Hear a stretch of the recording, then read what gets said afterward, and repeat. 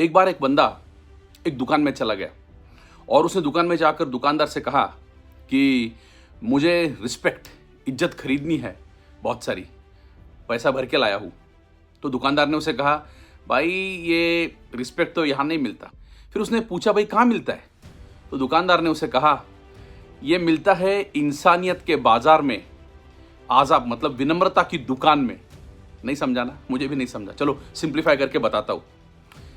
Actually सब लोगों को रिस्पेक्ट चाहिए होता, लेकिन समझता नहीं भाई कि क्या करना चाहिए था कि रिस्पेक्ट मिले। तो चलो हम सबसे respected personality doctor APJ Abdul Kalam sahab, उनका एग्जाम्पल लेके एनालाइज करते हैं कि ये रिस्पेक्ट पा सकते हैं बिना पैसे दिए। तो ये रहा पहला step. First step is value. जब आप लोगों को कुछ वैल्यू दोगे तो इंसान आपकी रिस्पेक्ट करेंगे। फॉर एग्जाम्पल, जैसे एक किसान आपको क्रॉप्स, आपको फूड प्रोवाइड करता है, जैसे एक टीचर या एक कोई गाइड आपको एक वैल्यू इनपुट देता है, आपको ज़िंदगी या फिर आपको कोई नॉलेज के कुछ किस्से बताता है, आपकी ज़िंदगी बेहतर करता है, तो वो एक वैल्यू इनपुट होता है, वहाँ उनकी रिस्पेक्ट की जाती है। सिमिलरली डॉक्टर अब्दुल कलाम साहब ने हमें दिया ब्रह्मोस मिसाइल हमारी सुरक्षा के लिए, देश को और एक ऊंचे पद पे लेके जाने के लिए। तो ये रहा वैल्यू इनपुट। तो जितना हो सके लोगों की ज़िंदगी में आप ये वैल्यू इनपुट देना सीखिए। दूसरी बात होती है ह्यूमिलिटी।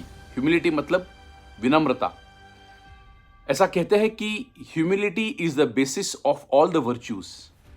जिसके पास ह्यूमिलिटी है, विनम्रता है, उसके पास सब कुछ है। हम जब ह्यूमिलिटी दिखाते हैं तब हम सामने वाले को रिस्पेक्ट देते हैं, उसको इंपॉर्टेंस दिलाते हैं। इसका मतलब उसे अपनी वैल्यू बड़ी होने का एहसास लगता है। लेकिन अगर कॉन्ट्ररी, अगर आप किसी को अगर एरोगेंटली पेश आते हो तो उसे हम नीचा दिखाते हैं, उसकी वैल्यू कम होती है। तो हमेशा याद रखिएगा कि जो ह्यूमिलिटी होती है, ह्यूमिलिटी मतलब किसी को इज्जत देना, उसे रिस्पेक्ट से पेश आना, चाहे उम्र में कितना बड़ा हो, छोटा हो, कैसे भी हो, उसका स्टेटस क्या हो, क्या नहीं।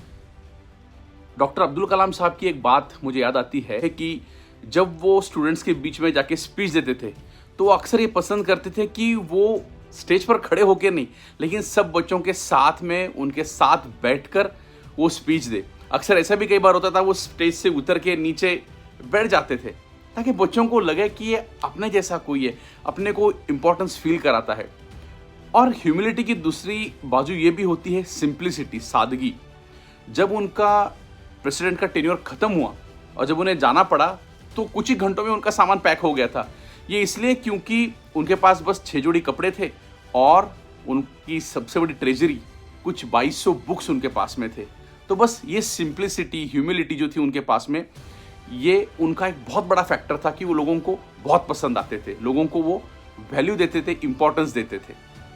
और रही तीसरी बात होती है लाइकेबिलिटी।